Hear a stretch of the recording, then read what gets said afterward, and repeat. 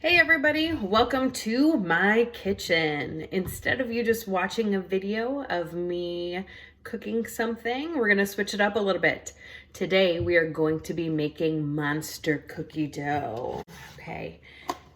The wonderful part about making cookies is sometimes not the cookies themselves, but instead the dough.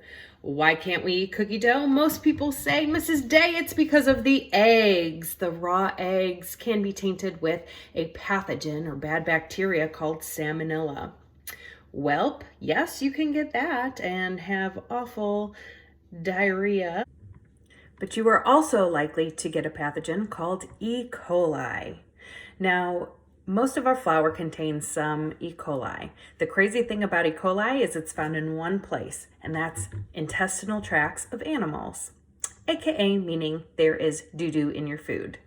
Now, we can't always get the E. coli out of the food, but what we can do is put it in the microwave and cook it out. It's the same concept with our meat too. Okay, ground beef is another place where E. coli is commonly found, and that's why we make sure our hamburger is cooked to an internal temperature of 155 degrees. All right, so let's get started. Is in a stand mixer with a paddle attachment, we're going to combine a half of a cup of peanut butter, a half of a cup of packed brown sugar, 2 tablespoons of heavy cream, 1 stick of butter, 1 tablespoon of vanilla extract, and 1/4 teaspoon of kosher salt. So let's get to that. Okay, here we go. So the first thing that I'm going to put in here is a half a cup of packed brown sugar. Okay, using a dry measuring cup for this one. Okay, also notice I have a container inside of a container. This just helps keep the brown sugar from clumping up. It keeps it nice and soft. If any air gets into this, it can make the brown sugar hard. Okay, now what's the difference between brown sugar and regular sugar, you ask? So regular or granulated sugar is just processed white sugar, right? And it's like the sugar that we would think of that we have in our cabinets or on our tables. Brown sugar actually has molasses added to it, and that's what gives it this color, and then also the real sticky feeling. Why I love this is when you pack it, you're going to channel your inner child and think of it like making a sandcastle. Okay. So that's our brown sugar. Okay. Always when you cook, you want to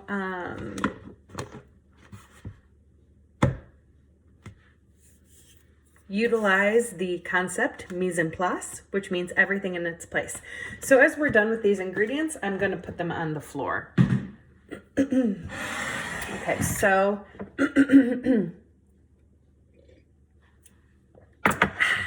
okay, so 1/2 cup of brown sugar that's packed. Then we're going to use 1/2 cup of white sugar. Okay, I kind of ran out of sugar, so let's see if we can put this up here. Nah, I can't see that. Instead, I'm just going to use some packets of artificial sweetener.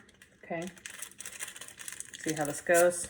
I guess we'll do fill this up until it's like 1/2 cup.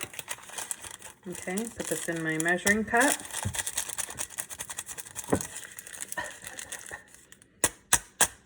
Got some in my mouth, whole mouthful of sugar. Good enough. Okay, then we need our 1 stick of butter. Okay, if you notice, this is 8 tablespoons. Okay, this is also 1/4 pound. Okay, so 4 sticks would make a whole pound. Okay, this is also equivalent to 1/2 cup of butter. What's great about sticks of butter is they have the tablespoons and then the equivalents in a cup right down there. Okay, so if you forget it, it's easy to see. Except if you're in Europe, then they just give you a big black O butter. Most places don't have these individually wrapped, so you're kind of on your own there. but also in many other places of the world, people don't necessarily use cups to measure. They use scales, they use weight, which is actually more accurate than what we do, but just different stuff. Okay, let's also use 1/2 of a cup of peanut butter. You can use crunchy. I'm not a fan of this just because we're trying to make cookie dough right now and I don't want any chunkage in there, but if that's what you have, that's cool. Let me put this in here. Fill it up. Okay, and make sure that you level it off when you're done. Okay, oh, sticky, ooey gooey, right? Okay. So we're just gonna slap this bad boy in here.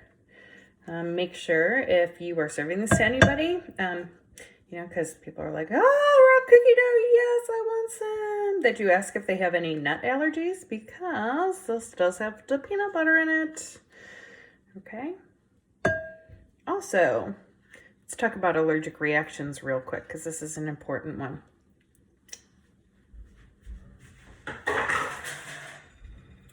So how do we know that somebody's having an allergic reaction? Okay, oftentimes we think of anaphylactic shock, like people swelling, not being able to breathe, having hives that come on different parts of their body. But did you know allergic reactions can actually take different forms? So for example, it can cause nausea, diarrhea, also just a general distaste for a food. So like if there's something that you may not like necessarily. Some people actually have like intolerances or allergies to certain foods, and that's their body's natural reaction, is for you to form a distaste to it to kind of protect yourself. Kind of interesting information. Okay, so peanut butter, brown sugar, butter, heavy cream, vanilla, and salt. Okay, we need 2 tablespoons. Just gonna break it up a little bit. Okay, so I'm just gonna measure this right here. 1, 2, okay. And then 1/4 teaspoon of vanilla. Nope, just kidding. It's 1 tablespoon. I done almost messed that up. I was gonna say 1/4 teaspoon seems like a little, but this kind of seems like a lot too. I don't know. We'll roll with it. Our salt, our kosher salt, is 1/4 of a teaspoon. Okay, whenever you look at measurements, little t, okay, think of like a teacup. Little t is for teaspoon. Big T is for tablespoon. Little t, teacup. Big T, table. And I'm just going to put this up here. Also, if you can see, it kind of looks like the salt that you get on like those good soft pretzels. Okay, it has a different crystal structure than like regular table salt. Also, regular table salt contains something called iodine. The U.S. government puts iodine in our salt to help protect us against certain conditions, specifically one of those. If we don't have enough iodine, we can have something called a goiter grow. That's something you should maybe Google later. Maybe not if you have a weak stomach, but it's like a growth that occurs on your neck. So we'll talk more about that a little bit later when we start talking about nutrition. Okay, so now I'm going to turn on my mixer.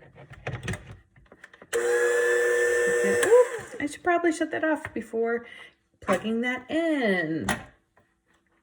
Okay, we are going to use this attachment, this paddle attachment, and what we're going to do is make sure that we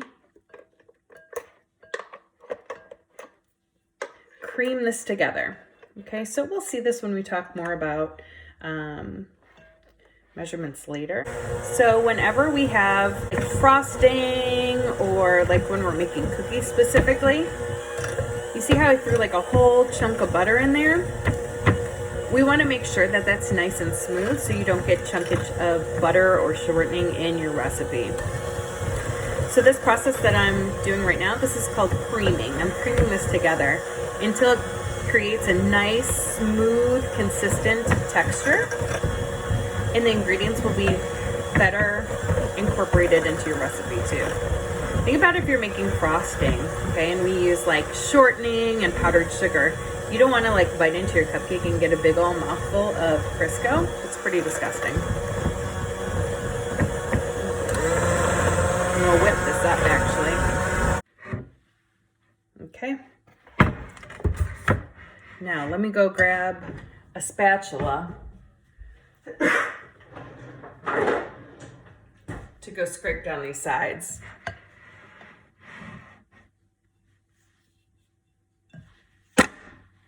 Okay, so our next thing that we're going to do is we're going to add in our microwaved flour. Okay. So we want this to be nice and light and fluffy, so I am going to add that in. And then I'm going to add our oats in. Oats are really good because they soak up any additional liquid out of your recipe, which is kind of nice as well. Okay, so do this. Mix, mix, mix.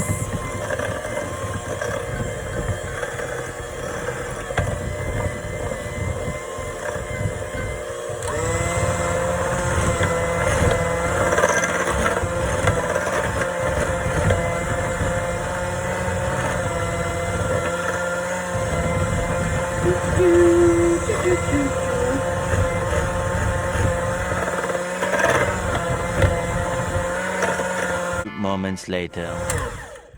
Okay. So the last thing that we're going to add is our chocolate chips. Okay. Now, whenever you add add-ins, that's what we call them, to your recipe, specifically like if you're making cookies, or anything that requires you to like fold in candy or anything like that, you want to make sure that you do not mix them in the mixer because it will break them up, okay? And we want those big chunkers in our recipe, right? Okay, now, given these cookies are not going to be cooked like in the oven, we can actually eat this raw because we've made it safe with the cooking of the flour and there's no eggs in them. But we want to make sure, just for procedure, that we, whenever we're adding in chocolate chips, that we don't break them up in the mixer. So now at this point, we are just going to fold these in. Okay, that should have been one of your terms that you got a definition for. Okay, so I'm just moving the dough off the side of the bowl. And when you fold, you're just going to turn and press. Turn and press. Basically, think about tucking these little chocolate chips in at night, right? Okay, just very nicely. Okay, we often use the technique fold for when we are adding something heavier to a lighter mixture. We don't want to smush it down so that we lose that air within it. Okay, we want to keep it nice and light and fluffy. This is not as big of a deal. Okay, you can see it is still pretty light, but like specifically if we make like a homemade whipped cream that has strawberry preserves added to it, that's something that we would fold the strawberries into. Okay, because we spend a few minutes whipping up that cream. We don't want to add that into it and stir it up and then it fall down. And then it's strawberry creamy syrup, which might be good, but not the intended goal. So anyway, okay, so our monster cookie dough is technically done. If you wanted to, you could roll it up into balls, stick it in an airtight container. It should last a week in the fridge. Throw it away on that 7th day, or eat them. But otherwise, they are safe for you to consume. All right, make sure that you include all of the things that I did wrong today. Okay, I am gonna go make a batch of this that I can eat safely, because I done mess some stuff up in here for educational purposes only. All right, I'm gonna enjoy this. You guys have a great day. See ya.